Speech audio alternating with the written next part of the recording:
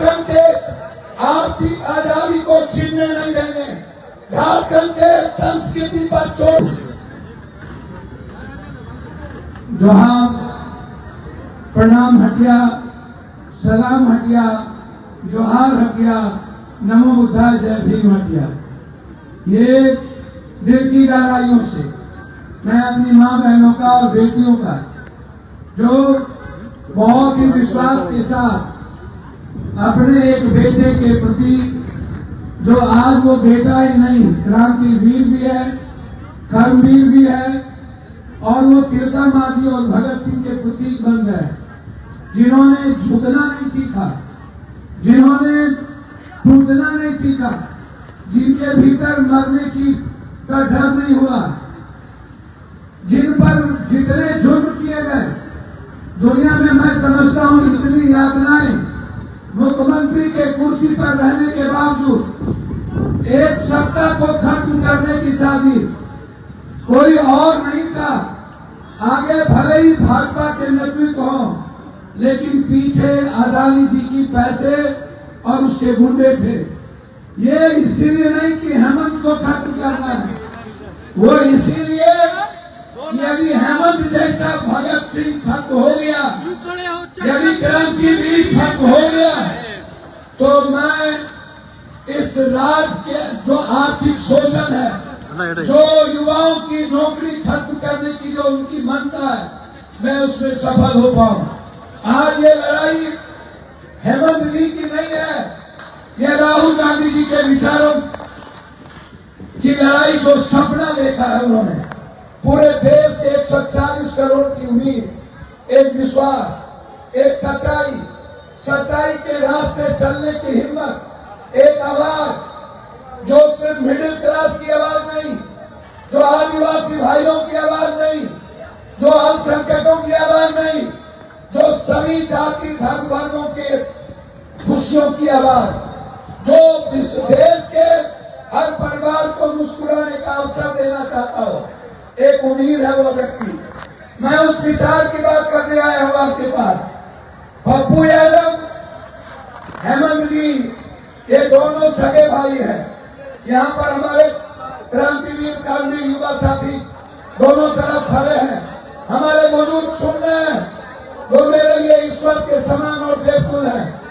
मंच पर सभी सम्मानित नेता कांग्रेस के, झारखंड के, राजद के यहाँ पर उपस्थित हैं।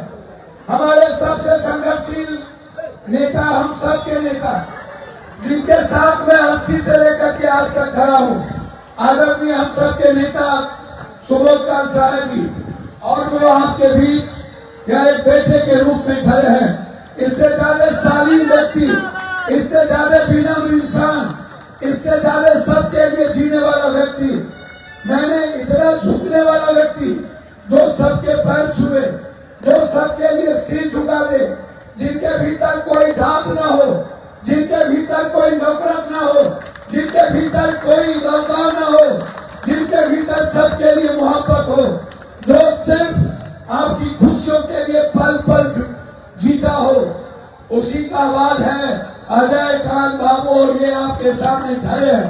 मैं सिर्फ आज इनके नॉमिनेशन में आया हूं। मैं 2-3 बार कह के जाना चाहता हूं।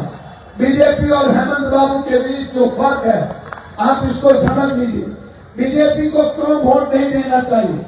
बीजेपी 10 साल 11वां साल एक नेतृत्व में एक सरकार देश में बनी। दूसरा 6 साल पहले बीजेपी की सरकार थी। 17 साल इस देश में बीजेपी ने सरकार बनाई। 17 साल, 6 साल पहले 11वां साल, ये जो 17 साल की सरकार है, आप उससे ढूंढिए कि झारखंड के युवाओं के लिए इसके पहले कई डिप्टी सीएम यहाँ पर काम किए। आप हमें बताएं, ये जितने डिप्टी सीएम आज बीजेपी के हैं, जितने, उनके चरित्र को देखिए, उनके आचरण को देखिए, उनकी जिंदगी देखिए, उनके संघर्ष को देखिए, आप उनका क्या योगदान है। और शिबू सोरेन जी के संघर्ष को याद कीजिए। आप याद करिए कांग्रेस और जेएमएम के झारखंड के संघर्ष को। जब जब कांग्रेस सरकार बनी तब और जब बीजेपी की सरकार बनी तब, ये दोनों के बीच आपको फर्क करने की जरूरत है। विकास पर ही हम बात करेंगे। एक तरफ हेमंत भाई, जिनको 5 सालों के अंदर बाहरी गुंडों ने कितनी यातनाएं दी, पैसे में कितने बार सरकार गिराने की कोशिश की, कितने बार लोगों ने खरीदने का प्रयास किया और अंत में हमारे नेता और क्रांतिवीर हेमंत सोरेन जी को जेल में बंद कर मरवाने की कोशिश की। एक व्यक्ति जिसके भीतर तिलका गांधी के संघर्ष का वो चेहरा, जिन्होंने संकल्प लिया इस झारखंड के लिए कि हम झारखंड के हर घर की उम्मीद बनेंगे, झारखंड की खुशियों को ढूंढेंगे, झारखंड के हर परिवार को मुस्कुराने का अवसर देंगे, झारखंड के आर्थिक आजादी को छीनने नहीं देंगे, झारखंड के संस्कृति पर चोट नहीं पड़ने देंगे, झारखंड के में जो अलगाववाद को लेकर के आज कोई जाकर नफरत पैदा कर रहा है। कोई कहता है मैं फलना जात, कोई कहता है मैं फलना धर्म, कोई कहता है मैं फलना मजहब, लेकिन हेमंत कहता है मैं झारखंड का बेटा हूं और झारखंड के अस्तित्व के लिए मैं जीना चाहता हूं। इसीलिए ये लड़ाई किसी दिल्ली वालों के लिए नहीं है, ये लड़ाई एकमात्र हीरो है। और इस बीच में हम लोगों के बीच एक संघर्षशील झांसी की रानी पैदा हुई जिसका नाम कल्पना सोरेन है, जो उम्मीद बन चुकी है बिहार के हर महिलाओं के लिए, जो उम्मीद और सपना बन चुकी है झारखंड की हर बेटियों के लिए, हर मां के लिए, आदिवासी के लिए नहीं, सबसे ज्यादा कल्पना सोरेन के भीतर यदि आज दूसरों के लिए लड़ने की हिम्मत है, वो शहरी बेटियों के लिए जो उन्होंने सपने दिखाए। और इस संघर्ष के साथ जो हेमंत भाई जब जेल से निकले, उन्होंने जो निर्णय लिया इस झारखंड के विकास के लिए, इतनी यातनाओं के बाद हर परिवार के बीच यदि 4 महिलाएं हैं तो 4 महिलाओं को 2,500 रुपया, सोचिए 2,500 रुपया का मतलब है एक परिवार में 12,000 लगभग हर महीना। ये सपना किसका है? हर रास्ते के विकास को आप देखिए, यदि आप चलिएगा बिहार के बॉर्डर से रांची तो आपका कहीं रोड गड्ढे में नहीं होगा, आप चलिएगा कहीं पर न्याय की बात करिएगा, ये नहीं आदिवासी। बीजेपी जब आती है तो बाहरी भीतरी का बात करता है, बीजेपी जब आती है तो हमेशा अलगाववाद की बात करता है, और जब कांग्रेस और जेल में आता है तो सिर्फ मोहब्बत की बात करता है, सिर्फ जोड़ने की बात करता है, सिर्फ इंसानियत की बात करता है, सिर्फ विकास की बात करता है। इसीलिए हम आपके बीच आए हैं।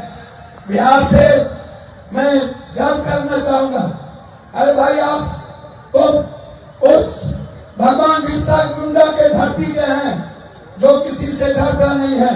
दिल्ली वाले को यह कह दीजिए, यदि तुम मेरे बेटे को मारना चाहते हो तो जवाब तुमको इस 2025 में 24 में नवंबर में इतने जोर से आप अपना मुहर मारिए कि दिल्ली की सरकार को हिला के रख दीजिए और आप झारखंड को जिता दीजिए। दिल्ली के सरकार को गिरने से कोई नहीं रोकेगा, ये मैं आपको वादा करता हूं। इसीलिए आप सबको बधाई देता हूं कि आप इतने बड़े तादाद में बारिश होने के बावजूद नॉमिनेशन में आए और बिना किसी जात धर्म के। ये लड़ाई आपको एक बेटा मिलेगा और इस झारखंड को एक क्रांतिकारी बेटा जो झारखंड की रक्षा करेगा। और एक ही हीरो है, बीजेपी के पास 4 डिप्टी सीएम और चारों का चरित्र देख लीजिए, चारों के बारे में बीजेपी से पूछिए कि कौन है तुम्हारा मुख्यमंत्री। क्या यहाँ नरेंद्र भाई मोदी जी बनेंगे? क्या यहाँ विश्व शर्मा बनेगा? विश्व शर्मा से बढ़कर गुंडा कौन है? ये तो तुम यहाँ आकर के धमकी देते हो।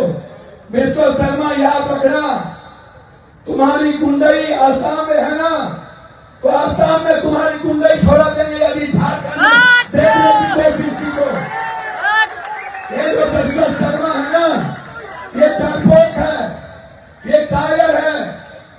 इस मुंडे से मत करिएगा। ये अदानी का पैसा लेकर के आता है और ये बड़ी बड़ी बात करता है। आसाम को बर्बाद कर दिया, मणिपुर को बर्बाद कर दिया, नागालैंड को बर्बाद कर दिया, बंगाल को बर्बाद कर दिया, कोहिमा को बर्बाद कर दिया। ये बीजेपी है। हम झारखंड को बर्बाद होने नहीं देंगे।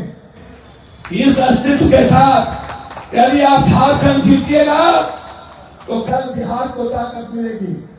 यदि आप झारखंड हार गए तो कल बिहार भी खो लीजिएगा। हम बिहार के भाइयों से कहना चाहेंगे, यदि आप चाहते हैं कि झारखंड में आपका अधिकार हो, झारखंड आपसे मोहब्बत करे, आपको झारखंडी समझा जाए, तो आपको बीजेपी को रोकना होगा।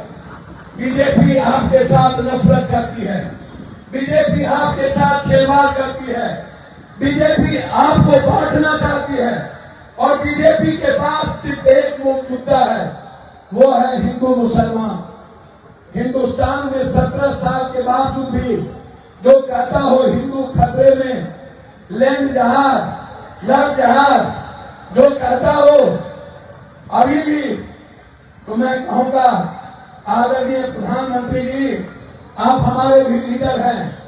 आपको लोगों ने देश बनाने दिया था, आपको लोगों ने चाइना के साथ गिरवी रखने भारत को नहीं दिया था। चाइना में आपने परसों भारत को भेज दिया, कल वियतनाम मेरे साथ नहीं थी।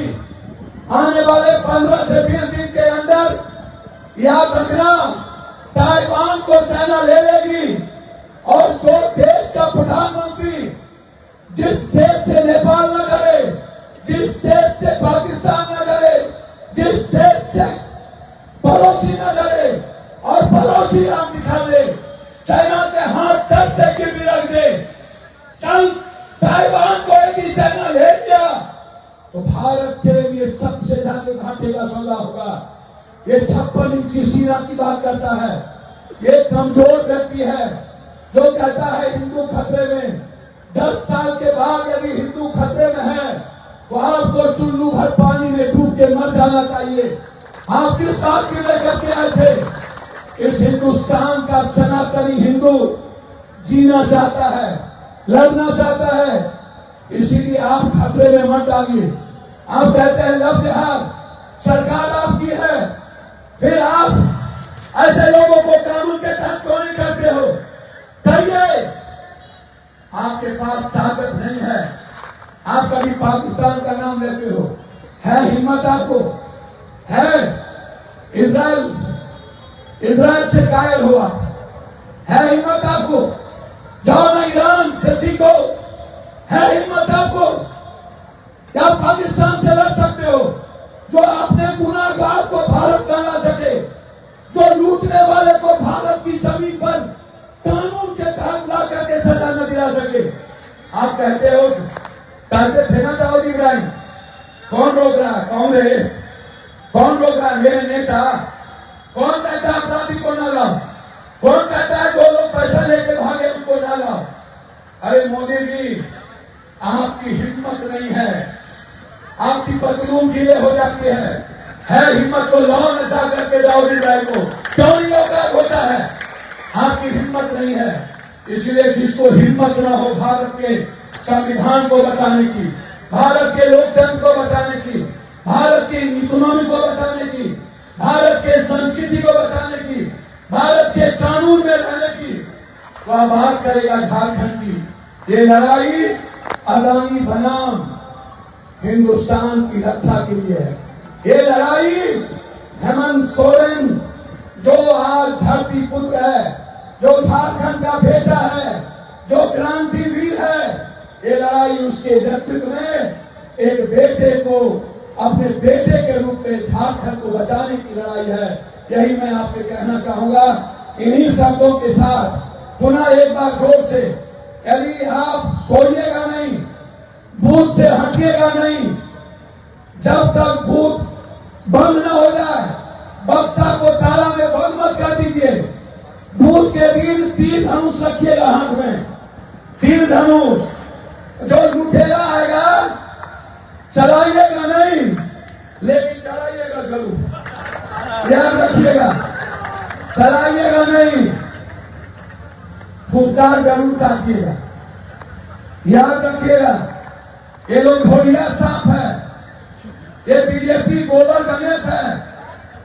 इस पर जितना घी डालिएगा महागोबरे का आएगा, इसलिए आप चिंता मत करिए, सोचिए नहीं।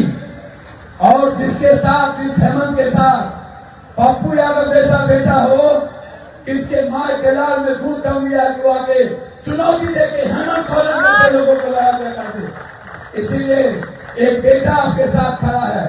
हम सूद और ब्याज हैं, दोनों से ले लीजिएगा। सूद ब्याज पप्पू यादव देने को तैयार है। इसीलिए कांग्रेस आज हिंदुस्तान की उम्मीद है। राहुल गांधी जी के ये सैनिक हैं और यहाँ बैठे हुए राहुल गांधी के सेनापति, मैं एक सेवक हूं और बेटे के तरह अपने भाई के लिए आया हूं। हाथ उठा के जोर से आशीर्वाद दीजिए। आशीर्वाद है ना आप सबका? बोलिए ना जोर से, जय झारखंड, जय झारखंड। ये लड़ाई के साथ हाथ छाप जिंदाबाद, हाथ छाप जिंदाबाद, कांग्रेस झारखंड पार्टी जिंदाबाद। बहुत बहुत धन्यवाद आप सबको। जय जोहार, जय प्रणाम, जय सलाम करते हुए अपनी बात विराम करता हूँ।